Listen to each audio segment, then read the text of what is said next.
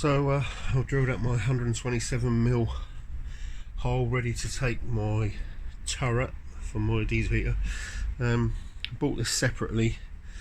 It just comes with a flat plate, but obviously I'm going straight through all the flooring. That turret plate will go down through and just keep all the heat away from everything that I've put on. You can see the different levels of flooring there. So there's the actual floor of the van, followed by my 25mm insulation, followed by the actual subfloor of the van, the original Mercedes chipboard, followed by the underlay for the LVT.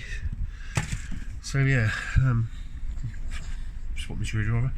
Yeah, I'm just going to touch up that rough paintwork now, protect that with a bit of hammerite so that doesn't rust, and then I'll start beginning the installation of this Chinese diesel heater. So wish me luck. So fixed in the Chinese diesel heater, that's all set in there. I've run a bead of silicone around the base of the turret. I use Quick Step Hydro Kits, a real waterproof sealer. I've used it also under here. I've got everything installed already, make it easier, and as you can see I've gone around there with the sealer as well, so it should be all nice and watertight in there. And now to connect the rest, I've done a dummy fit up of all the components here. I'll disconnect those in a second and use the nylon pipe to connect up to the fuel tank, and I'll join you again in a bit. So diesel heater's all fitted in, it's all wired up, goes there through. I've taped it all up now, but it's all connected, runs through into my protected cable that runs all the way up over the doors and comes out into the fuse box. It's 20 amp fuse, it's all in there. I've run the control wire up here, it goes up behind the wall and comes out up there, ready for when the wall's finished. It'll just be control. I'll probably get a data cable, to be fair, and run it down towards the front door, but for now it can start up there, so that until I get the cable it'll just be in part of the bedroom. To be honest, if the bed goes in before anything else, it'll be nice to be up there and whack the heat and all that as such. But underneath, I've managed to get it really neat, I think. So the exhaust is pointing backwards there. I don't know if you can see, there's the air filter as such up there. Just in case you're wondering, the exhaust goes in behind, so it's pointing right out behind the van, so it won't interfere with the actual intake from the air filter. It should be nowhere near it.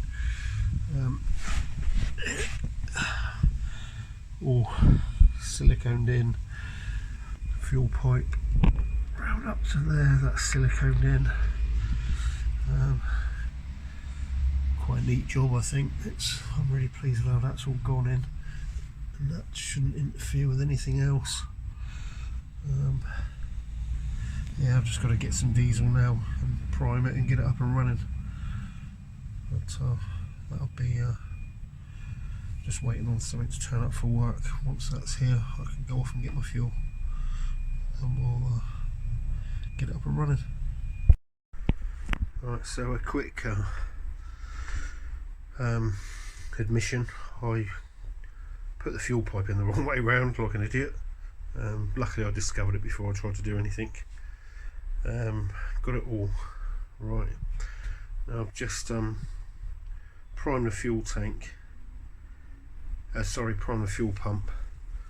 So now I'm ready to give it a go and see if it will fire up. So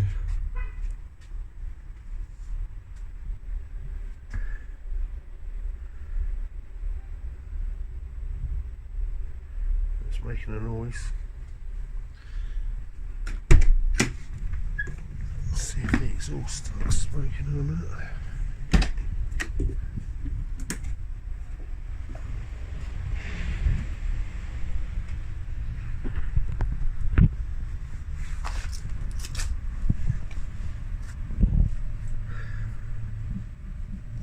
have a look at the exhaust. Nothing coming out at the moment, but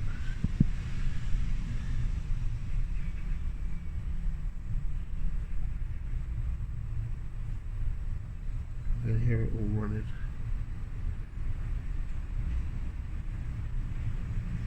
Yeah, it's picking up.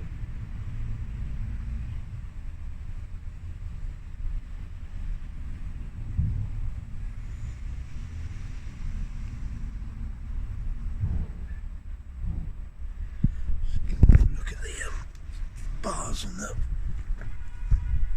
control panel. Oh, it's working. I've got one little square. Or is that two?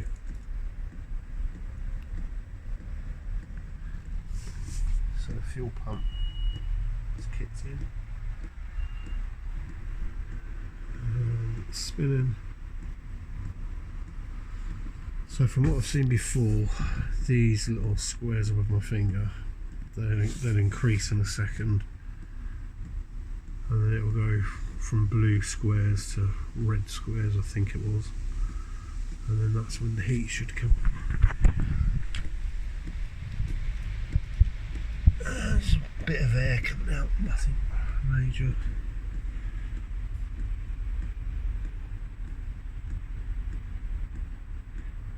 It's actually been good fun to install. I know nothing about these things. I've never installed one before. Here we go, that's extra square. Look. I've never done one before, and I found that quite simple. Obviously I did make the mistake of putting the fuel pump around the wrong way, but I figured that out pretty quickly. Priming it was a doddle. For anybody watching, that was just press OK and the down together, and it brings up another menu, and then you just click the up button once and then it starts priming the pump.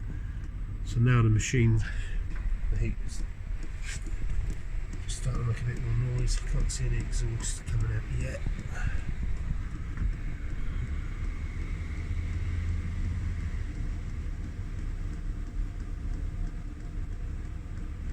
Oh, here we go. Hot air. Oh my god.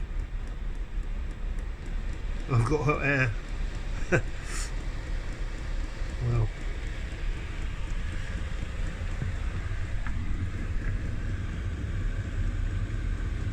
I'm presuming it goes all the way up across the screen. I think I paid something like £89 for that on eBay, and I've watched quite a few videos on these things, and everyone moans about bits missing, you know, things not in the kit and whatever. But I've got to say, everything I needed was there. I've got a few spares left in the back there. I didn't bother with the manual really. I knew more or less what I was doing from what I'd watched on YouTube. Obviously I've got the fuel quite wrong,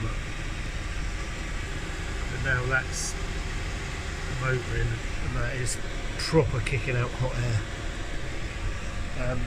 For anyone looking at the fuel tank, that's not the one I'm going to be keeping. But my friend wants to borrow it, and he asked me if I could get the lead nipple that side, because he can leave it on the other side of the vehicle.